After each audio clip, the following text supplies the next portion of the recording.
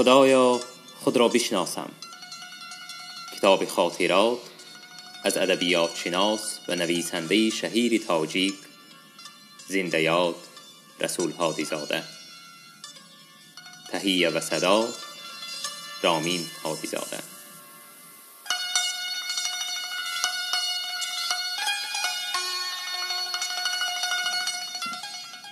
آموزشگاه پنجکند. می خواهم درباره آموزشگاه پنجکند مفصل‌تر صحبت کنم، زیرا مقام و نقش این تعلیمگاه برای حیات معنوی و مدنی پنجکند در همان سالها خیلی کلان بود و بعدتر هم این مقام و منزلت مستحکمتر و نافذتر گشت. این تعلیمگاه برای من هم خیلی عزیز و فراموش ناشدنی است.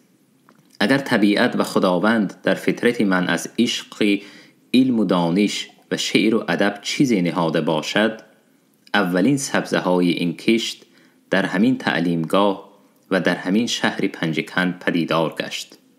این را هیچگاه فراموش نمی کنم. این تعلیمگاه را در آن سالها پدکمبینت می گفتند. پد شکل کوتاهی پداگوژیسکی است، به معنی آنکه این آموزشگاه پداگوژی است، یعنی کادرهای پداگوگ و معلم تیار می کند. کمبینت از کلمه کمبینیرونی است، به معنی نوعهای گوناگونی که در یک جا جمع شده است. کمبینت نسبت به این آموزشگاه از آن سبب تعلق داشت که در اینجا طرز و اصولهای گوناگونی تربیه و تعلیم در یک جا به هم پیوست جاری کرده می شد. در چنین کمبینت ها بچه‌های خردسال به خواندن قبول می شدند، تخمیناً 10-11 ساله که مکتب ابتدایی را تمام کردند. این بچه‌ها در خوابگاهی عمومی زندگی می کردند. خوراک شبانه روزی آنها در آشخانه کمبینت تأمین بود. به طلبه ها برای تمام فصل‌های سال لباس و پوشاکی موافق داده می شد. به پدکمبینت پنجکند بچه‌ها را بعد از صنف 4 قبول می کردند. مرحله اول تعلیم تیاری نامیده می شد و این تیاری 4 فاصله داشت که آن را با واژه روسی سمستر، اصلش سمستر، تعبیر می کردند. هر یک سمستر نیم سال دوام می کرد و بعد از 2 سال که 4 سمستر تمام شد به صنف‌های اساسی می گذشتند و این صنف‌ها را اساس می گفتند و از 3 اساس عبارت بود: اساس یکم، اساس دوم و اساس سیوم. بعد از تمام کردن این کمبینت جوانان حجت معلم مکتب ابتدایی را می گرفتند. اصول تعلیم در این دانشکده چگونه بود حالا از تفسیر این چیزی گفته نمی توانم، زیرا من خردترین طلبه تیاری بودم. همین قدر گفته می توانم که معلم های زبردست سمرقندی به بچه های تیاری تعلیم نمی دادند. آنها فقط به تعلیم صنف های اساسی مشغول بودند. ختم کنندگان آموزشگاه را بعد از چند سالها هر کجا می دیدم و همه آنها با عرض منت پذیری از درس‌های خیلی مفید و نهایت پندآموزی معلمان یادآور می شدند. در کمبینت بیرون از تحصیل مشغولیت‌های زیادی بود که برای تربیه زیباپرستی و صنعت دوستی، ترتیب و متشکلی شاگردان، صحت و قوت جسمانی اهمیت خاصه داشت. یکی از این مشغولیت‌ها تشکیل دسته‌های رقص و سرود و موسیقی هوسکاران بود. دسته‌های هوسکاران نه تنها محفل و مجلس‌های این تعلیمگاه را آباد می‌کرد، بلکه در صحنه‌های کلوب‌های، یعنی کلوب که در آن وقت اتحادیه‌های مدنی شهر و دیهات بود، بلکه در صحنه‌های کلوب‌های شهر نیز برآمد می‌کردند. در این دسته‌ها خواهر کلانیم همایون خان و خودی من فعالانه اشتراک می کردیم. دسته های هوسکاران صنعت به درجه رواج داشت که معلمان نیز یک دسته دراموی تشکیل نمودند. تفصیل این واقعه چنین است. سال 1933 یا 34 بود. استالین در کدام یک نطق خود درباره تربیه کادرهای جوان سخن رانده تأکید کرده بود که غمخواری و مناسبت مخصوص به کادرها وظیفه مقدسی کمونیستان است. زیرا گفته بود استالین کادرها همه را حل می کنند. این شعار استالین در آن وقت در همه جا با حرفهای کلان ثبت می گردید و نطق و معروضه ها و تشویق و تبلیغ این شعار مصروف می گردیدند. کاتب یکم حزب کمونیستی پنجکند در آن سالها حسنوف نام کمونیست ایرانی، همانا از انقلابچیان سالهای 20 ایران بود و او پدری من معصومی و باز یک معلم را دعوت نموده پیشنهاد می کند که در موضوع کادرها پیس نوشته آن را با اشتراک معلمان کمبینت به صحنه گذارند. به همین طریقه کار اول از تألیف پیس سر شد. در خاطر دارم که پدرم بعضی شبها به وقت می آمد و می گفت که به نوشتن پیس مشغولند. نهایت پیس را نوشته تمام کردند. حسنوف به استالین آباد رفته این پیس را از نظری به اصطلاح اهل کار گذرانیده به تصویب رسانیده آمد. مضمون مختصری اثر تا آنجایی که می فهمیدم و حالا در خاطر دارم چنین است: کادر جوان برای کار به دیه می آید و علی رغم کادرهای به اصطلاح کهنه خیلی خوب کار می کند. ناتوان بینان بهانه می کافتند که به وی عیبی مانند و از ده پیش کنند. نهایت به دختری عاشق شدن این جوان را بهانه کرده او را به تهمت گناه‌های ساخته از کار پیش کردنی می شوند. اما حق جویان از جمله حزبیان این جوان را از تهمت‌ها نجات داده دشمنان او را مغلوب و شرمسار می سازند. این پیس را در صحنه کمبینت با نام کادرها همه را حل می کنند به نمایش گذاشتند. در پیس کیها بازی می کرد در خاطر ندارم. یاد دارم که نقش کادر جوان را معصومی بازی می کرد. صحنه ای که کادر جوان مایوس و ناامید از تهمت دشمنان خود سرود غم‌انگیز را می خواند حالا در پیش نظرم است. این سرود را معصومی خیلی پرتأثیر می خواند. فقط سوزی دلم را در جهان پروانه می داند، غمم را بلبل کاواره شد از لانه می داند. کاری دیگری بیرون از درس که خیلی با ترتیب و تنظیم و شوق و هوس طلبگان به راه مانده شده بود ورزش عمومی مکتبی بود. در آن سالها در تمام مملکت شوروی جنبش ورزشی با شعاری به مهنت و مدافعت تیار باش اوج گرفته بود. به این کار تمام جوانان مکتب خوان و حتی قسماً مکتب‌های عالی فرا گرفته شده بودند. جوانان وظیفه‌دار بودند که برای گرفتن 2 نشان سعی و کوشش به خرج دهند. یکی نشان GTA گاتوف که ترودوی برونی، یعنی به مهنت و مدافع آماده است بود که برای گرفتن آن نورسانی بالا از 14 ساله یا 15 ساله در خاطرم نیست مسابقه می کردند. این نشان درجه 1 و 2 داشت. نشان دیگر بگتو بودز گاتوف که ترودوی برونی، به مهنت و مدافعت تیار باش، که برای گرفتن آن بچه های 12-14 ساله مسابقه می کردند. و این نشانها صاحب شدن افتخاری بود برای بچه ها و آنها این نشانها را با سرور و غروری خاصه به سینه آویزان کرده می گشتند. دانشجویان آموزشگاه به این مسابقه ها با شوق و اشتیاق تام اشتراک می کردند. به همه اشتراک کنندگان کمبینت لباس های ورزشی می داد. در میدان وسیعی نزد بنای تعلیمی مسابقه های پرجوش و خروشی داوطلبان نشانها برپا می گردید که تماشاگران و به اصطلاح بلیگویان بسیاری را گرد می آورد. در کمبینت ترتیب و انتظام پیانیری خیلی خوب به راه مانده شده بود.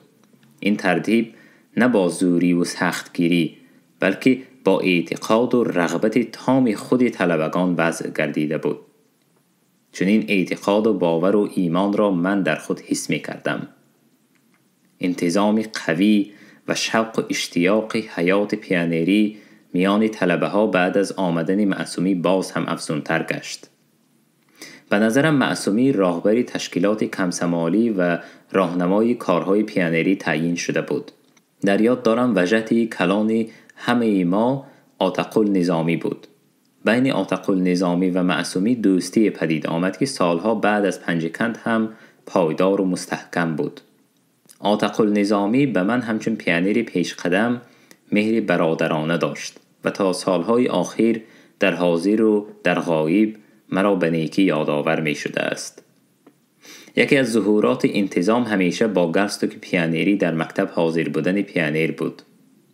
دیگر برابر شنیدن صدای شیپور پیانیری به همان جایی که صدای شیپور برآمد دفعتاً حاضر بودن پیانیر کمال هوشیاری و با انتظامی محسوب می شد. در روزهای استراحت بازی هم داشتیم. وجهتی از درون سای یا یگان جایی به مکتب نزدیک چند بار شیپور می زد و ما تازان به مکتب و اطراف آن دویده جای وجهتی را پیدا می کردیم. و بچگانی که با صدای شیپور نزد وجهتی می آمدند تحفه می دادند. چون این بازی سنجش هوشیاری و انتظام بلند پیانیران بود. خلاص عجب حیات خوش و خرسند پیانیری داشتیم که من آن روزها را حالا در این سن و سال به شادی و سرور و احساس کودکی به خاطر می آورم. عموماً امروز وقتی که سالهای بچگی در پنجکند گذرانیدم را به خاطر بیارم نتیجه می گیرم که هم در کمبینت پداگوژی آموزشگاهی آینده و هم در بین ضیاییان شهر بیداری فکر، شوق و هوس علم آموزی، محبت به شعر و صنعت، خلاص یک زندگی سرشار از معنویات وجود داشته است. این زندگی واقعی آن سالها رمانتیکی سعی و کوشش به آینده امید بخش و پرنور بود. چنین رمانتیکی احساس بچگی در همان وقت در من پیدا شده بود و نوری به آینده من می پاشید. از این سبب سالهای بچگی پنجکند را فراموش نمی کنم و مهر و محبت و اعتقاد نسبت به این شهر امروز در دلم روشنی اهدا می کند. منی نیست، اما درباره پنجکند و احساس و تفکرات بچگی خود در آن سالها ننوشته نمی توانم. زیرا به اصطلاح خودشناسی بچگی من با پنجکند علاقمند است. شرح این گفته ها به این رنگ است. من در بچگی در سمرقند از سن 4 یا 5 سالگی به خواندن و کم کم به نوشتن آشنا بودم. خواهر کلانیم همایون خان به مکتب می رفت. گاه همراه او به مکتب می رفتم. کتاب می خواندم. نوشتن بعضی حرفها را هم یاد گرفتم. بعد مادرم معلم صنف 1 در مکتب رقم 4 در گذرمان تعیین شد. مرا همراه برای تعلیم به صنف خود برد. 1-2 روز در صنف او بودم و بعد گفتم، مادرم نقل می کرد: شما درس دادن نمی توانید، من به صنف سلامزاده می روم. و به صنف سلامزاده رفتم. محمدی سلامزاده از معلم‌های نامدار سمرقند بود و تا سالهای 60 تا سن 70 معلمی می کرد. در خاطر ندارم که در صنف آن کس چی می خواندم و چی می نوشتم. آیا کتاب الفبا داشتم و اگر داشته باشم آن کتاب چگونه بود؟ در هر صورت خردسال بودم، اما صنف 1 را گویا ختم کردم. به پنجکند که آمدیم مرا به مکتب ابتدایی ندادند.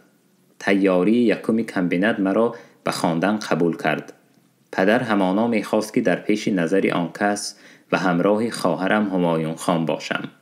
این دفعه ما خواننده 1 صنف شدیم. از طرف دیگر کمبینت با سر و لباس و با خوابگاه و غذا تأمین می کرد. این برای معلم مثل پدرم که ماهانه کلان نمی گرفت و 4 نفر خورنده و پرستاری آن کس محتاج بود منفعت مخصوصی داشت. در سال اول ما چی می خواندیم و چی معلم هایی بودند در خاطر نیست، ولی آن که بعد 1 سال بعضی به اصطلاح استعدادهای خود را که پیش از این پدیدار نبود و در پنجکند پیدا شد خوب در خاطر دارم.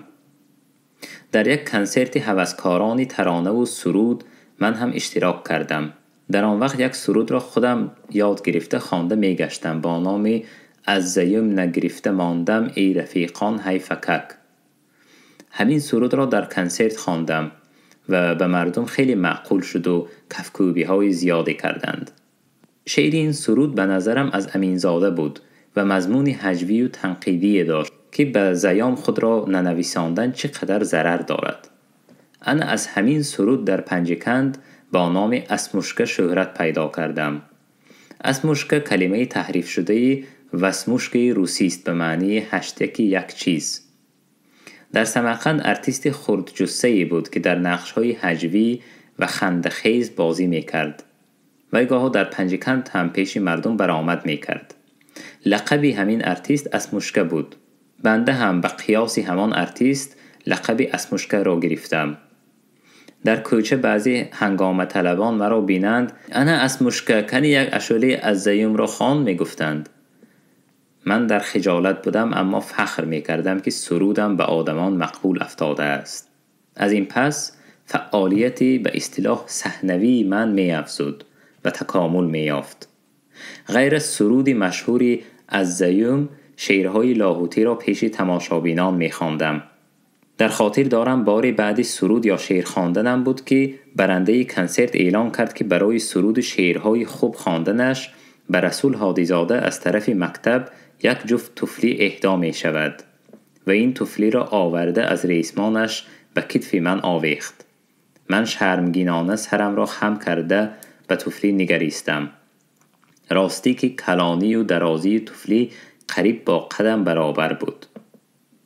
انا به همین طریق در پنجکند بود که به قول مکسیم گورکی در بین مردم داخل شدم. در کارهای پیانری فعالانه اشتراک می کردم. حتی به جسم خرد و نحیف زور زدم که نشان بگتیا را نیز صاحب شوم. به اجرای همه شرطهای ورزشی موفق نشده باشم هم تشکیل کنندگان معرکه احتمال جسته خرد و سعی و کوشش کلان مرا به نظر گرفته یک نشان درجه یکم بگتیا را به من تقدیم نمودند. شادی مرا حد و کنار نبود. فعالیتی به اصطلاح شاعری من هم در همین جا سر شد. شعر می نوشتم درباره پیانیرهای دلیر، درباره عسکری سرخ، درباره مکتب. چون شاعری به اصطلاح نمایان بچه‌های مکتبی شناخته شدم. روزی گفتند که رحیمی نام شاعری کلان از ترین آباد آمده است. بچه‌های شعرنویس را جستجو داشته است. شعرنویسی مرا شنیده یک دو شعرم را از معلم‌ها گرفته است و خواهش نموده است که عکسی از من به آن کس دهند. همان روز موی سرم بلند بوده است. مادرم زود با قیچی مویم را به ترتیب آورده به دستم پول داده به فوتوگراف فرستاد. روزی دیگر عکس آماده شد. به واسطه پدرم آن را به رحیمی رسانیدند. تأثیر و نمونه شخصی آداب و رفتار نهایت حمیده معصومی به طلبگان خیلی کلان بود. من شخصا معصومی را همچون معلم و سروری کمسمال و پیانیران مقدم از همه میدانستم. معصومی نیز به من مهری مخصوصی داشت. به فعالیت صحنوی و شعرنویسی من با جدیت و با میل ترغیب کننده مناسبت می کرد. شعرهای بچگانه مرا گوش می کرد. بعضی جایهایش را تصحیح می نمود و چرا تصحیح شد فهمانده می داد. روزی مرا به حجره خود که در خوابگاه عمومی طلبگان برای وی جدا کرده بودند برد. چای و کنفیت ضیافت کرد. بعد از درون استال یک دفتری کلان حجمی به جلد سرخ کرتانی مقاوه شده را برآورد. در میانه روی جلد دفتر کاغذی آهری سفید چسب شده و بالای آن چیزی نوشته هم بود. دفتر را گشاد. انا من هم شعر می نویسم گفت معصومی. حاضر چند شعرم را به شما خوانده می دهم. شعرها خیلی خوش آهنگ بودند و با آوازی فارمی معصومی چون موسیقی صدا می دادند. چند شعر خواند. با ذوق و شوق کودکی گوش کردم. به فهم کودکی همین قدر پی بردم که شعرها عشقی بودند. به گوشم چون بیت لاهوتی می رسید که تمام غزل را از بر می دانستم. فقط سوزی دلم را در جهان پروانه می داند. غمم را بلبلی کاواره شد از لانه می داند. این غزل را معصومی در پیسه کادرها همه را حل می کنند در ساعت غمگینی و نومیدی قهرمان می سرود. من خرسند بودم که معصومی شعرهایش را به من خوانده داد. لیکن چرا به من خواند؟ چرا مرا به شنونده شعر خود انتخاب کرد؟ در آن لحظه و بعدها هم در این نکته فکر نمی کردم. اکنون بعد از گذشتن 60 سال سر این شعرخوانی او را فهمیدم گویم می شود. آن وقت معصومی دختری را دوست می داشت که از عائله سمرقندی های مقیم پنجکند بود. در اولی کار کسی از این خبر نداشت و شاید خودی دختر هم از عشق جوان بیخبر بود. معصومی از احساس پرجوش خود به کسی چیزی گفته نمی توانست. سر دل، جوشش عشق و سیمای این دختر را در لحظه های تنهایی فقط در شعر گفته می توانست. اما این شعرها را به هر کس خوانده دلی آشفته را تسکین و آرام کردن هم دشوار بود. در همان روز یاد آن دختر معصومی را همانا به تلاطم بحر عشق انداخته بود که برای وی مثل من شنونده بی‌غرض و از سر عشق بیخبر لازم بوده است. گویا آن کس عرض حال دل می کرد و من سببی برای عرض حال دل آن کس بودم. بدین منوال میان من خردسال و معصومی جوان 20 ساله رشته دوستی وجود داشت. بعد از آن که من به صنف اساس گذشتم، خواندن و بازی‌های کودکانه‌ام رنگ جدی تر گرفت. در این سال مشغول به اصطلاح قلوب بازی بودم. قلوب در آن سالها در حیات مدنی شهر و دیهات موقعی مهم داشت. این کلمه از کلوب روسی گرفته شده و معنایش جای جمع آمد است. موقع قلوب در آن سالها به قرار تشکیلات مدنی و معرفتی بود که چاره‌بینی و تدبیرهای ادبی، سیاسی و هنری را انجام می‌داد. بنایی که در آن چنین چاره‌بینی و تدبیرها سازمان می‌یافت، کلوب و در بین عامه قلوب نام داشت. قلوب شهر، قلوب ریان و هاکذا. اینک در من نیز فکری پیدا شد که قلوب تشکیل نموده در آن با اشتراک جوره و رفیقانم مجلس و محفل‌های ادبی و هنری برگزار کنم. برای این در حوله ملا صبوربای شرایط نبود. در همین کوچه کمی بالاتر از ما همصنفم سنگینبای استقامت می کرد. آنها حوله کلانی باغمانند داشتند. در همین حوله یک خانچه خالی را دیدم و با سنگینبای به پدری وی مراجعت کردیم که خانچه را برای قلوب ما جدا کنند. پدری سنگینبای پیرمرد کاسبی خانه‌نشین راضی شد و خانچه را به قلوب ما داد. من با سنگینبای و باز چند جوره های دیگر از پدرهایمان پول جمع کرده صورت و کتاب و تصویر سرداران حکومت شورایی و جمهوری را خریده دیوارهای خانچه را آرایش دادیم. در خاطر دارم که بالای در درآمد قلوب صورت رحیمبایف را به دیوار نصب کرده بودیم. در قلوب من نرکومپراس یعنی کمیسر معارف، سنگینبای گرانا و باز یک جوره هم ریانا شد. این کلمه ها را همچون رتبه ساحه معارف در پدکمبینت و در خانه بسیار می شنیدم.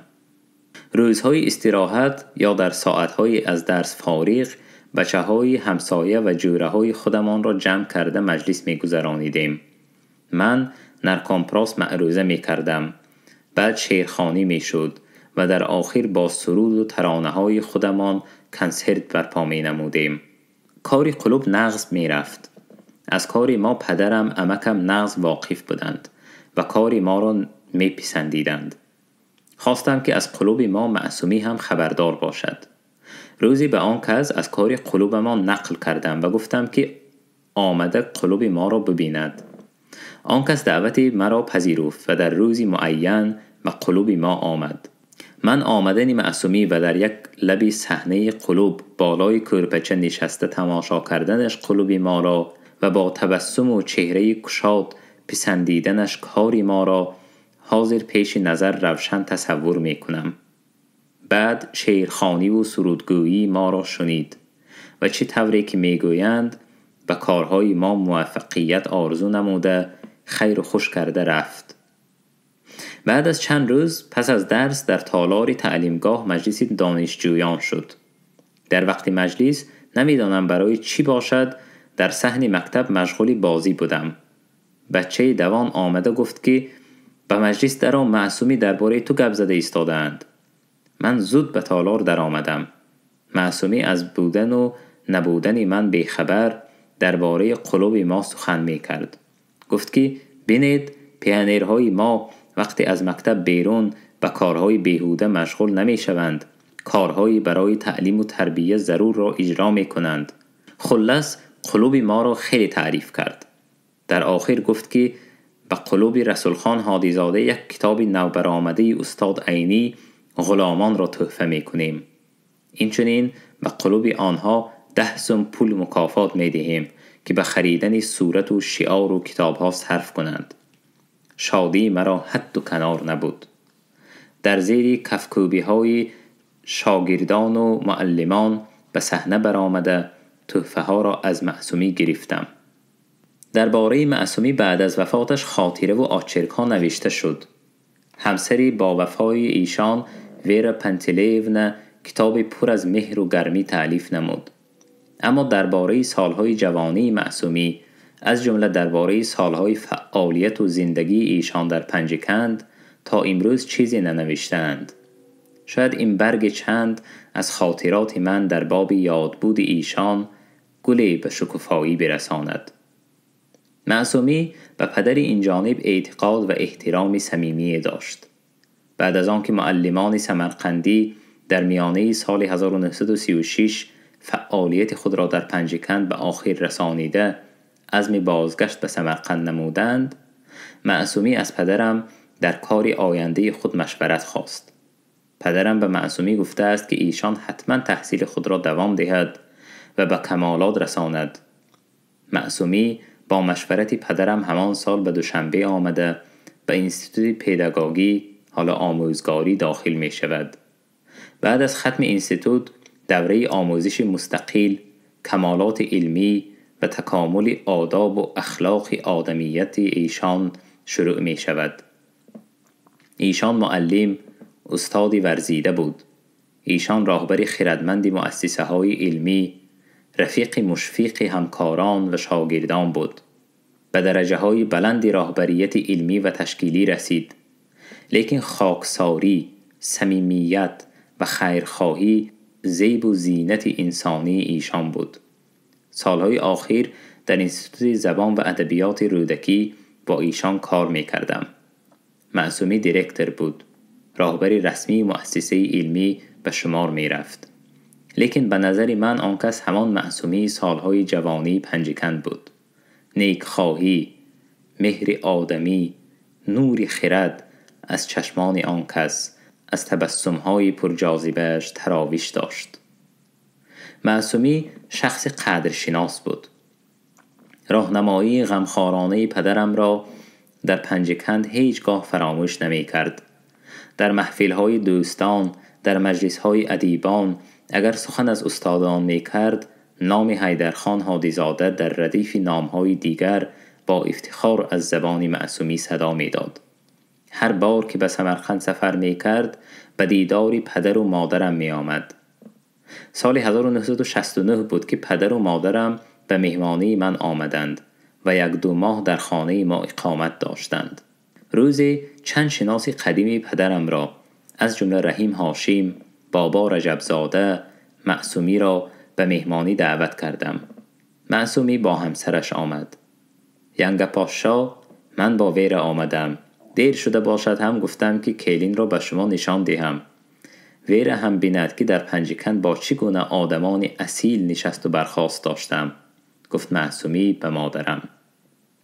در واقع معصومی از این پیش و بعدها هم درباره پنجکند و خصوصا درباره غمخواری های پدر و مادرم سخنهای خوب و خاطره های نیک گفته است که ویرا پنتلیونا بعد از 4 ماه فوت معصومی به پدرم تبریکنامه‌ای به سمرقند روان کرده نوشته بود.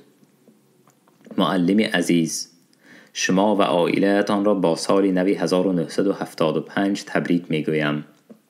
و شما خیر و نیکی و خصوصا صحت و سلامت می‌خواهم. دل می‌خواهد به شما عرض تشکر نمایم برای آن علم و دانشی که در وقتش به ناصر داده بودید، برای آن دانش زندگی که وی همیشه در خاطر داشت و همیشه کوشش می‌کرد که از روی این پند و نصیحت‌ها کار بندد. تشکر. با عرض احترام، عائله معصومی. آن شب صحبت خیلی گرم شد. مهمانان به نظرم از نفس گرم همدیگر به زور دل کنده از می رفتن کردند. معصومی به ویرا پنتلیونا گفت: ویرا، بیا امشب در همینجا مانیم. از این خانه بوی هوای خوش فضای لاجوردی پنجکند می آید. خاطره سالهای جوانیم در این شب پیش نظرم آمده. همان جوانی که بارها به تو نقل کرده بودم. نشستی عائلوی کردیم. معصومی نه از می بلکه از یاد روزهای عشق و جوانی مست بود. چند سرود خواند و نهایت همان سرودی پیسه مشهورشان را زمزمه کرد: فقط سوزی دلم را در جهان پروانه می داند، غمم را بلبلی کاواره شد از لانه می داند. پدرم با چشمانی پوشیده و سری خم خاموش گوش می کرد. زنده باشید معصومی، گفت پدرم بعد پایانی سرود، در حالی که در چشم نمی اشک ملتاس می زد.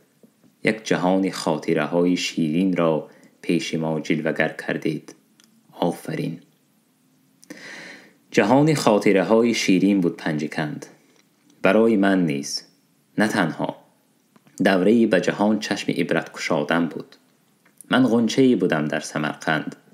شکوفایی این غنچه در پنجکند شروع شد.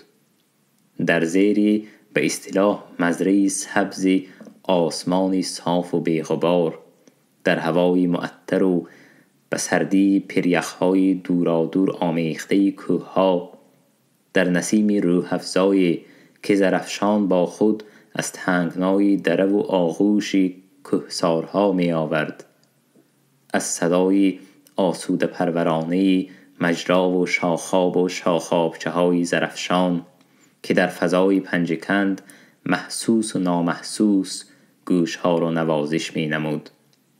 من بی غم و بی آلایشی بغض و کینه می دویدم، می خواندم، شعر می گفتم، می سرودم.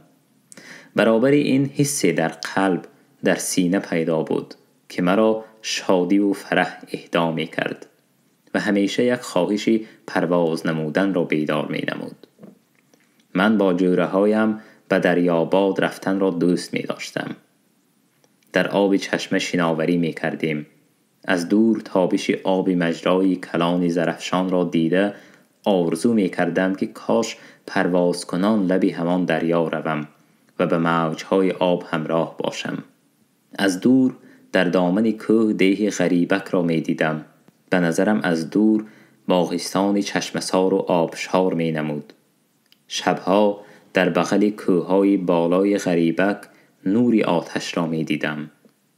بعضی ها می گفتند که در آنجا چوپانها آتش افروخته برای خود خوراک تیار می کنند.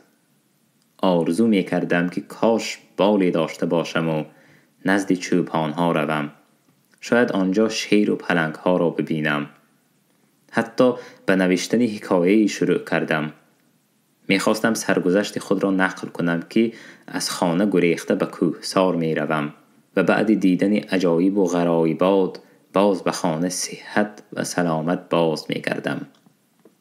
بله، چنین احساسی در من پیدا شده بود که امروز آن را رمانتیک تعبیر کردن ممکن است. شاید چنین احساس در من فطری و جلبلی بود، لیکن در هر صورت پنجکند با تمام رمانتیکه طبیعت خود این احساس را بیدار کرد.